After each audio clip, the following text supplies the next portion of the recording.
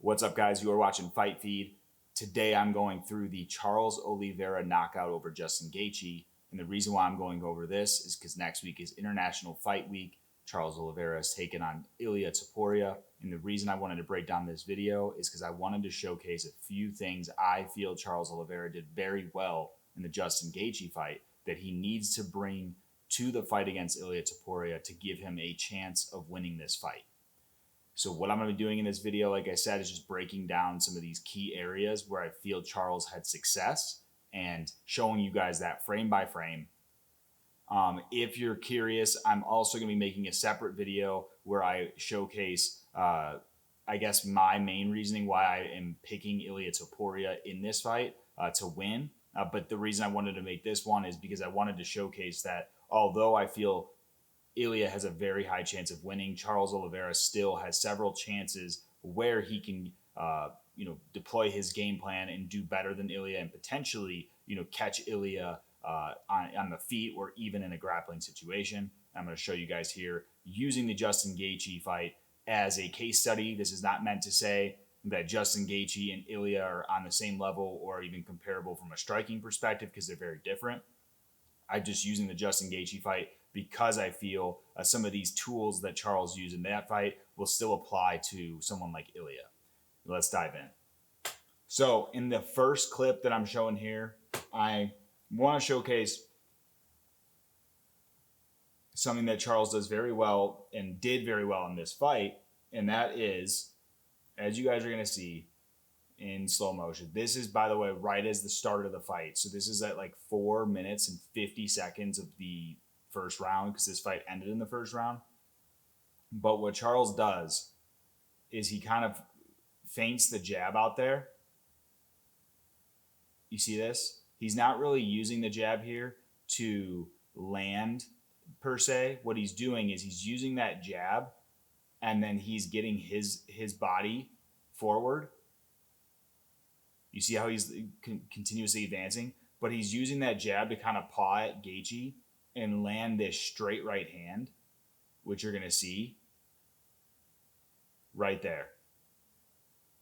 So the whole point of this, though, is Charles is using his jab to almost feint and get Gaethje to make a decision or do something from a counter-striking perspective. So he throws the jab up, and you see Gaethje starts to switch angles. But so does Charles. His head comes off the center line here as he throws that right straight. And one thing I want to showcase, guys, and you're going to see this later in this video too, is watch how fucking straight and beautiful Charles' right hand is. Look at that right arm, how straight that is. I mean, it is like as picture perfect as you can get with that right hand right there. He catches Gaethje on the temple here. And guys, if you remember watching this fight, Gaethje actually gets hurt in this sequence. He kind of like loses his footing and he's a little bit thrown off from that first right hand that Charles lands. But I mean, he's got the perfect form. If you were ever to watch somebody from a striking perspective, Charles Oliveira's, look at his foot here, how he's turning into that. And then he's got that straight right hand, just right over into the temple of Gaethje. So very, very solid striking here. And what I think is if Charles is able to use this same type of game plan against an Ilia Topuria where he is kind of pawing at Ilia, getting Ilia to react to these feints that he was using in this Justin Gaethje fight, he has a potential to now land that straight right hand on Ilia and hurt him on the feet. I do believe Ilia is leaps and bounds from a defensive perspective. Like, I feel like he defends better against strikes that are coming his way, especially from punches. Gaethje can sometimes be open at times because I think Gaethje is a lot more of an offensive fighter than he is a defensive one. And I think you could say the same about Ilia too. Anyways, that is the first part of this. The second part of this sequence that I want to showcase is the clinch game. And the clinch game is going to be a big deal in this video. Specifically the knees. Okay, so we're going to skip ahead here a little bit, but so right here, Justin throws that leg kick. He hits Charles. It shakes his legs up. But what Charles does very well is he initiates some of these clinch sequences against the cage, especially. But what he does amazing, and he does this not only in the clinch, guys, but he does this also just standing in the open, is use those knees. So this is a big deal for Charles because if you go and watch any of Ilia's fights, Ilia has a tendency to kind of dip low when he's throwing strikes. And I think if Charles is able to continuously throw a knee, whether it be in the clinch or even in the open, he's going to be able to at least have Ilia Topuria guessing on the feet and also potentially catch him. But what he did so well in this fight, and I'm going to move this over so you guys can see this. What Charles does so well here is he initiates that clinch with Justin and he throws vicious. That one might have landed on the dick, though. That definitely landed on his dick. Look at this. Nut shot. That sucks for Gaethje. But so he throws that knee and watch how he switches over. And I think he gets the other one up. Yeah, so you like watch, he's like switching stances here, guys, so he can get that power up. He gets that knee right into the guts of Gaethje, right kind of rib cage. But then he also throws up a couple of submission attempts. I think that he needs to do this sort of thing against Ilia to not only break up Ilia's momentum, because Ilia is a forward pressure fighter. He needs to break up that momentum from Ilia and get in there and land stuff that has Ilia guessing, because I think the more he can get Ilia to be estimating or guessing what's happening next from Charles, then Charles is going to have a lot more success because it's going to have Ilia thinking more than just kind of getting to that flow state that he usually gets into. And once Ilia gets into the flow state, it's not a good sign for the other fighter. So really good tools here from Charles, just using that clinch, throwing those knees up. Obviously, you know, that straight right hand is a fantastic weapon for him. But even right here, he gets caught there. But he, like, you see how he grabs the back of Justin's head here? I think that Charles has to be doing that against Ilia as much as he possibly can. What I want to say about this, though, is he does need to be careful because a lot of times for Charles, in this fight specifically, he gets caught by kind of getting into some of these exchanges because he is too worried about, you know, obviously clinching up, landing his own offense. And he got caught a couple times. He got dropped twice in this fight. In one round, Gaethje landed 2 knockdowns on Charles, and Charles ends up knocking Gaethje down and choking him out. Crazy that this all happened in one round. This is a crazy fight for as long as it lasted. So I just think he needs to keep doing this, though, especially against Ilia, because he's going to have that size advantage where I believe he'll have the ability to wrap up Ilia's neck a lot easier, given that he's taller. He can kind of just set his arms down on top of him and then go from there. I believe that's all for that clip. We're going to skip ahead here.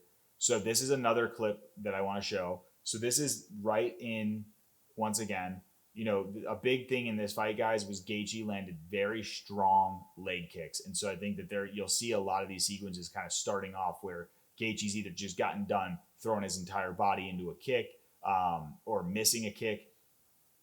Anyway, so this is another thing I have to show it again, guys, because I feel like this is such technically sound striking. I have not seen another fighter in the UFC at this point throw a straight that's like that fucking, like, look at the form on that.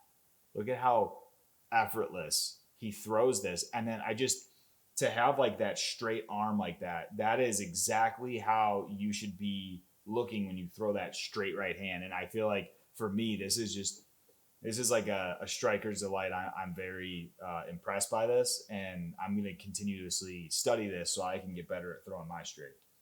Anyway, what Charles does here, once again, he's grabbing the back of Gaethje's head. He's initiating that clinch and getting Gaethje to react there. But then watch this. He's throwing a knee. He's constantly attacking with these knees at Gaethje. And I think that is going to be a key element to success for Charles against Ilia Topuria, He needs to continuously be attacking these knees, especially when he's in this close with him. He needs to be having Ilia thinking about defense instead of letting Ilia get off on his offense. Because in this situation, generally, we haven't really seen Ilia, at least in the UFC, get into these types of exchanges in the clinch with an opponent. I feel like Ilia, because of his power, he has like this rite of passage to dictate the pace and push the opponent backward. And I think that Charles, being the way he fights, I don't see it going that way. I see Charles and Ilia kind of both going out there and, pressuring one another at the same time. And so this could be a very key element to Charles' success if they're able to meet in the center of the octagon, similar to how Gaethje and Charles met. I think that's where he has to just continuously attack that clinch. Holy shit, it looks like Gaethje's fucking hand went missing there. His hand's just fucking flying away. And this is another thing. I think that a big deal for Charles is when he's getting into these clinch exchanges, he either needs to get in fast, land what he needs to, and get out, or just be very wary of even getting into certain clinch exchanges. Because I think as we watch this, we're both going to see a very high-level Charles and a very high-level Ilia. Both of these strike guys are very talented strikers, and they're going to use feints to kind of bait the other in. And so I think that if Charles is hitting that clinch too much, you might even find Ilia kind of almost bait him into a clinch exchange where Ilia might be planning to land something and potentially getting a different angle and then landing. I think that Charles has to be very wary of that. But right here, this is something that I think Charles does very well, is just having his defensive movements be very sound in his defense. Like just knowing when he's picking up on patterns. I think that he picked up on this pattern because this is around 3 minutes into the fight. Or no, I'm sorry, 2 minutes into the fight. And if you guys rewatch this, what you'll notice is Gaethje kind of did spam a lead hook and like that right overhand quite a bit. He also threw those strong uppercuts, but I think Charles got to a point where he was noticing this pattern with Gaethje where it's like, okay, overhand, see it coming. You see how he defends and protects. He already knows that lead hook's coming, and that's why he's able to just go like this. And what he ends up doing here is then he capitalizes once again, throwing that right hand of his own and timing it, landing it, and then watch here. He throws this knee. So at all points, Charles has to be like when he can find those areas or those pockets of success where maybe he can bait Ilia into attacking in the way that he kind of did with Gaethje here, stepping in, giving Gaethje the guys that, hey, I'm within your striking range. You can throw your overhand right now. And that's why Gaethje throws that overhand right. But Charles is wise to it. He dips, he slides out from the lead hook attack that comes right after. And then he's able to capitalize with his own offense. So I think that he has to do that consistently through this fight, but also by making sure he's not getting caught in any of Ilia's traps at the same time. All right, so the last clip I'm going to go through here is there's a couple things I'm going to call out, but one thing I want to call out that I haven't talked about yet in this video is I think Charles needs to continuously, against Ilia, have a similar defense for leg kicks, like either checking, getting his leg out of the way. This is solid work from Charles. If he can get, and I think one thing I will say is Gaethje throws leg kicks like no other. The way he throws his whole fucking body and torques into it it's second to none, and it's very damaging when those land.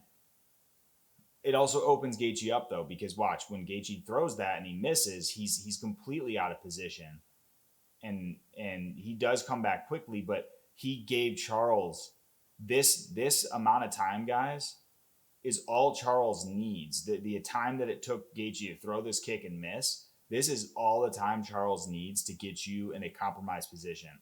And although it seems fast, like by this point, Charles has already thrown the right hand, thrown a lead hook, by the time Gaethje's finally ready to react and throw with his own.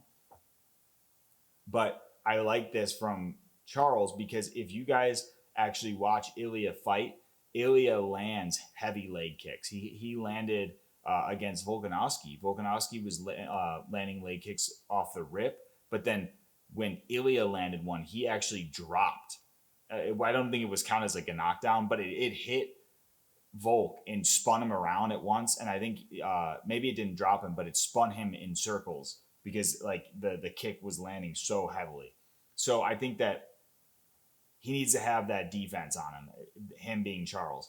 But then right again, he lands that right hand. So this is obviously where what I want to call out is I think Charles has to just have vision at all times when he's not getting hit or something, making sure he has clear vision, because I think in this fight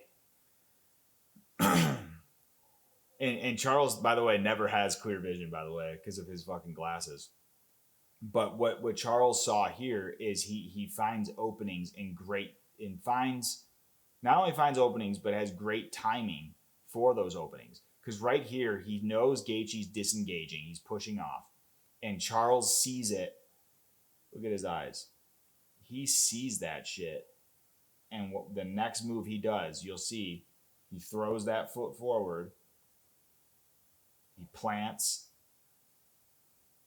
Turns this foot over. And look at that straight hand. Bang.